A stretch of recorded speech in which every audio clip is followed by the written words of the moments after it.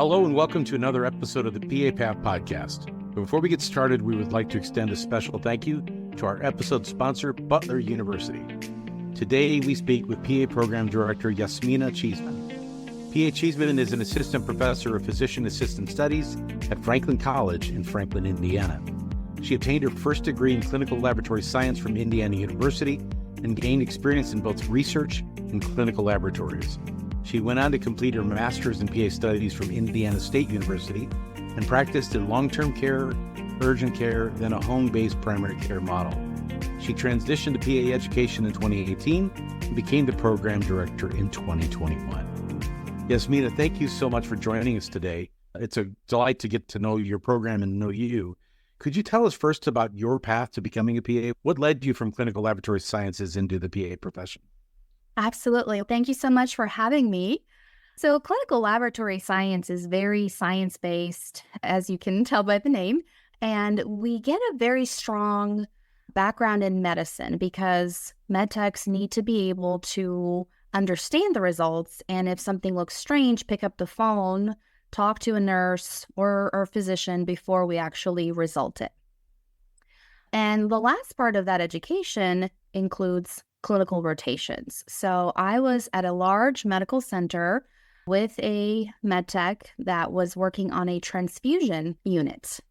And as we were working with the patient, a PA walked in, introduced himself, and said, "Hey, I went to the same clinical lab science program, but subsequently went on to PA school, and now I head the transfusion services here and deal with all transfusion reactions." And I thought, that's pretty cool that he was able to use his base knowledge and have a very interesting role. And that same day, I met a PA that was on the stem cell transplant unit. And I drooled. As someone who is just ingrained in science, I thought this was the coolest job in the world. So that seed was planted, for sure. After I obtained my degree, I worked in a heart hospital. And so I got to closely work with some PAs in cardiology through open hearts, and our lab was pretty much attached to the surgery suites. So again, that interest continued to build. And then something that would change my life forever happened. We all have that story. My grandmother ended up having a stroke, and we had to transition her into a nursing home. So we did a lot of research because she was miles and miles away to make sure she's in a good place where she will get good care. And she was a complicated patient. It wasn't just post-stroke. It was end-stage heart disease, chronic kidney disease. So a lot of medical oversight was needed. And it turned out that it was a PA that was overseeing all of that. So we had a good relationship there. And as I continued to learn about the nursing home model, I realized how many shortages are out there when it comes to clinicians. It's very difficult to attract physicians to go into nursing homes. And in some cases, they go in once a month. And I don't think that's ideal care. So I said, that's it. I'll go to PA school and help fill this gap. So that's exactly what happened. I applied that same year, got in, and upon graduation, I exclusively looked for nursing home jobs. Wow. So that's great. And you saw a problem you wanted to fix. Tell us about that first foray into long-term care as a BA. Yes. I was actually the first PA hired into the entire group. And so that was something new for the practice. I was lucky enough where the APP model was well developed in my organization. So I was well supported, but it required a lot of education, both with nurses as well as patient population. And that ties, I think, to other disciplines as well. People don't always know who we are and what we can do.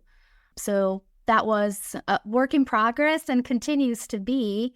But that's also an opportunity, right? Every one of us is a face for the profession. And so as we are providing care, I'm always excited to share about the PA profession and what we can do. We had talked offline before a little bit about advocacy. It sounds like you got your passion for advocacy from actually trying to fix a system that you felt was not as functional as it could be. Yeah, we are utilized well in many areas, but there are more opportunities for us. There's no reason why more PAs can't go into long-term care or rural medicine. And so growing that, I think, is going to both be impactful for a profession, but also for patients, right? The more providers, the better patient care ultimately. Yeah, and to your point, so I have done long-term care work as well. And at the time I did it, it was a while ago, but it was, you were able to be reimbursed by CMS to visit every 30 days. Mm-hmm. And so what we did is the physician and I rotated over there. We were in an internal medicine clinic, and I went every 60 days, he went every 60 days. And then we would go more frequently if there were issues that we needed to check on a patient and things like that. But it's a special population, you're right. There's this kind of balancing act that you're in with patients in that age group and in that kind of setting, because if they get sick, they can get sick really fast. Yeah, absolutely. They're tricky too, right? One of the most common things you learn as a PA student is in the ER, seeing patients come in with symptoms of delirium, and they're in their 70s, 80s, 90s, and you need to be thinking about, where is that infection? Where is that coming from? Is it a stroke? Is it neurologic? Are they having ENT issues where they've got a labyrinthitis or something that's setting them off and making them seem a little goofy? It's so accentuated that it takes a keen eye to be thinking about that population. Absolutely. And I think that's where frequent visits and building that relationship, knowing your patient well, where once you go in to see Mrs. whatever, and you notice even just a slight demeanor change, if you know that person well, you're able to pick up on the slightest signs of, infection is setting in. And yeah, you said it, they're tricky. They don't always exhibit classic signs. As clinicians, we really need to be in tune with them. Yeah, I agree. So at some point in time, you got the bug to be in education. Tell us about that transition. Yes. So that actually started also while I was in my undergrad studies. I was an academic mentor for physiology and absolutely loved it. Contemplated even going into education, but my love for science was just so strong. And then when I was in PA school, it was a newer program. We experienced turnover, and the faculty that were there were transparent about difficulty to get speakers. And I thought to myself, my goodness, especially during hematology, because I had worked in it, I was very comfortable. I could pretty much get up there and teach most of it. I remember thinking, okay, once I'm a PA, I will go back and at least help teach hematology, if nothing else. And after I was comfortable as a PA, I started occasionally precepting students. And then I got to a point where I was like, okay, I would love to share my knowledge and maybe serve as an adjunct, teach a little bit here and there.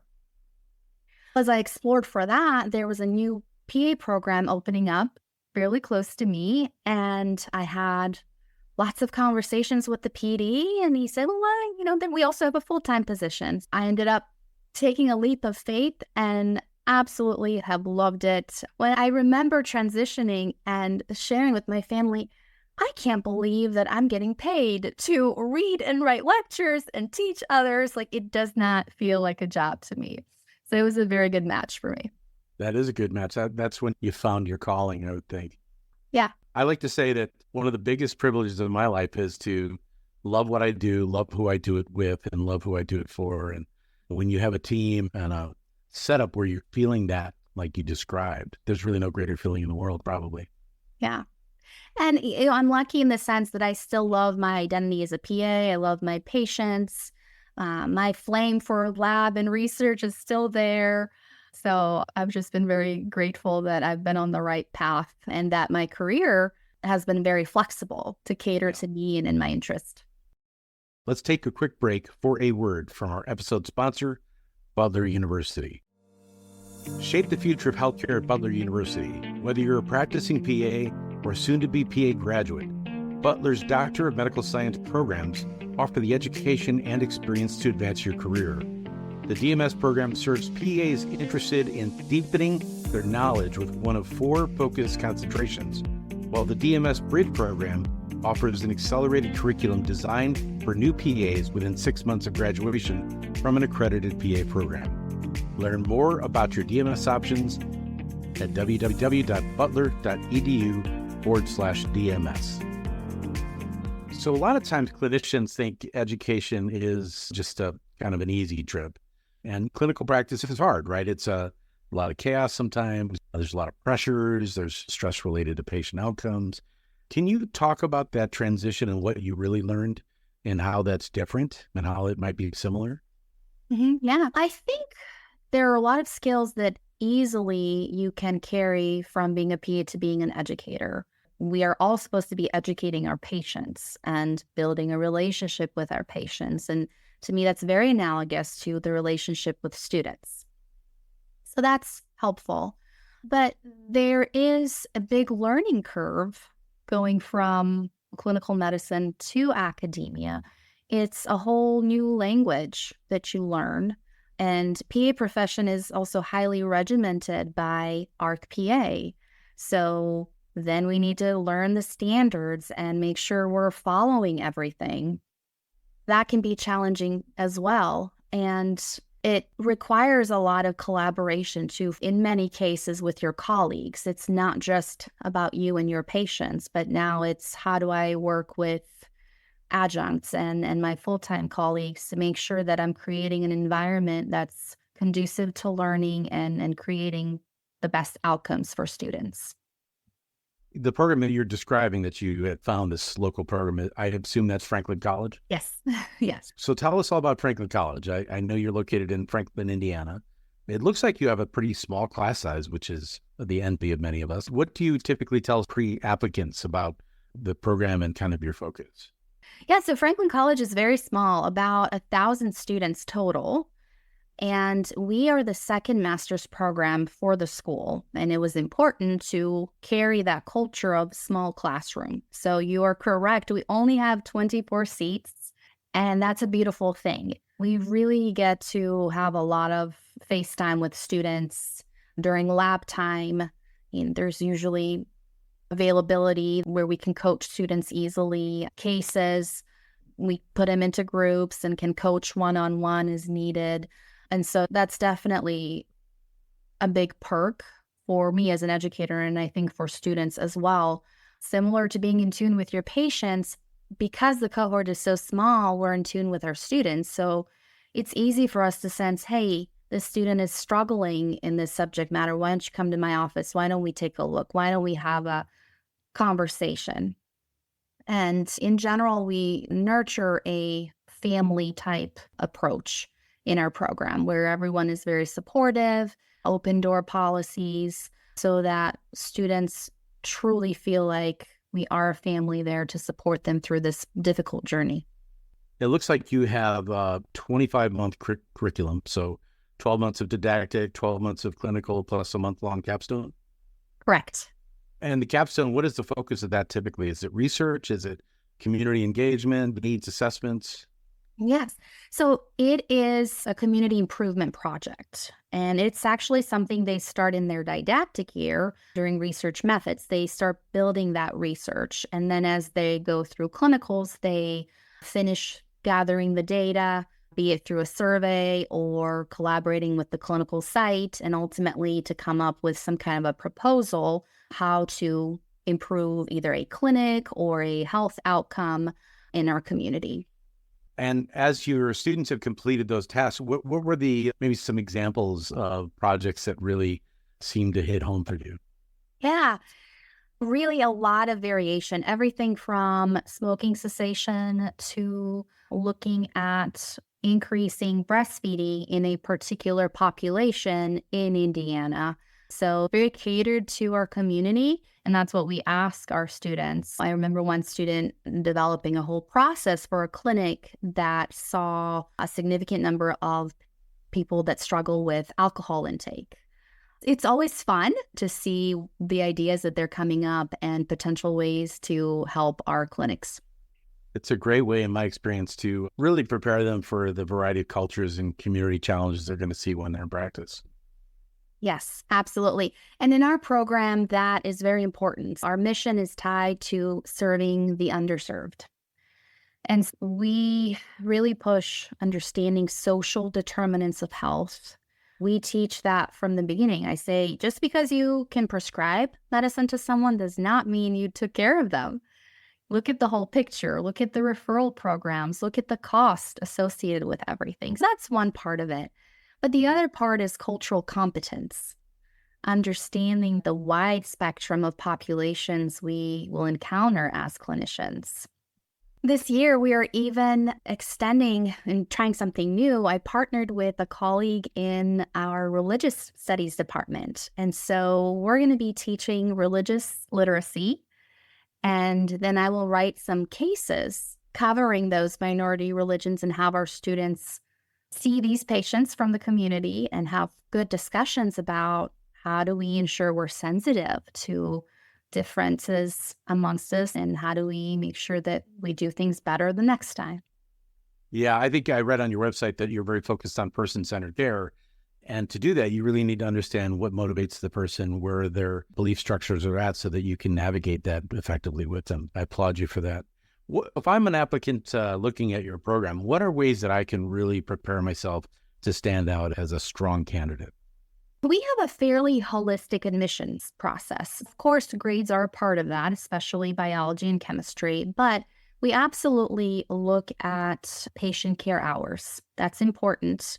And so the more hours, the better, but also the quality and the complexity of that direct patient care. So EMT is very different than someone that helps wheel patients within a hospital, right? Different level of complexity. The other thing we absolutely look at is shadowing and the overall understanding of the PA profession. Students sometimes see the salary, see what the media writes about our profession, and are eager to become a part of it. Then they realize, oh, it's not about that. And that could lead to a unfulfilling role. And so we want to make sure that we're selecting individuals that are passionate about care, serving the underserved, and catering to patient-centered care. And the third thing is going to be just showing to us that there's something you have done in the past that connects you to our mission. Usually that's volunteering, being involved in your community, showing evidence that you truly care. That's great. I was looking at your site, and as a developing program director, I really like how you've laid out your applicant preferences. I think your website's very clear. And I also noticed that your accreditation is good through 2033, which means you just went through last year, right? Yes. Congratulations. Thank you so much. What a process. Yeah. Yeah, I think we all cheer each other on as you go through those site visits and self-study work and all that. So that's always good to see a program get the full 10 years. So fantastic. Thank you. Thank you very much. Is there anything else you'd like to share from the program's perspective for applicants that would help them differentiate your program from maybe others in the area, or other things you'd like to always tell folks to think about? Sure. Thank you for the opportunity. As far as uniqueness, we definitely look for people that truly match our mission. And so that's something that is helpful. But generally speaking, sometimes I've encountered applicants that are interested in the PA profession but hesitate because of grades or age.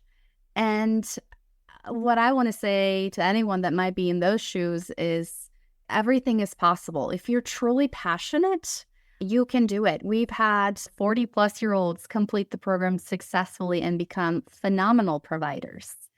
And maybe your grades weren't ideal, but look at everything else you've done in life. And that's going to help your case. Being persistent and believing in yourself, following your passion is what I would recommend to any prospective applicant. Before we go, I noticed that we talked about this a little bit. You grew up in Bosnia, and we talked about the fact that they now have a physician extender-like profession there too. And I wonder if you could just share a little bit about that experience when you went back and saw that. Yes. So I was absolutely delighted that other countries are looking at this model. And I've seen recently publications in some of the PA journals about PA profession in other countries and how we're contributing to that. But somewhat similar in the US, the physician extenders are used more in nursing homes or really rural areas, filling those gaps where it's difficult to get physicians. And again, that's a beautiful thing because we're increasing access to care. And I'm hopeful that globally, more and more countries pick up on this trend and evolve medicine to be able to cater to patients. Wow, that's fantastic. Jasmina, we always like to give our guests the last word. Is there anything that we didn't get a chance to talk about that you'd like to share before we go? Thank you so much for the opportunity. I really appreciate it, as well as creating a platform that both highlights our profession and helps future PAs become PAs. Thank you very much. We want to thank our guest, Jasmina Cheeseman, for her time and insights into the Franklin University PA program. PA Cheeseman provided important information about her program and about the experience of attending Franklin College in Indiana. Their mission focused on serving the underserved in the state of Indiana is really admirable, and we were delighted to hear more about her background as well. We want to say thanks again to our episode sponsor, Butler University. Tune in next time as we continue the conversations with our PA colleagues and leaders around the world.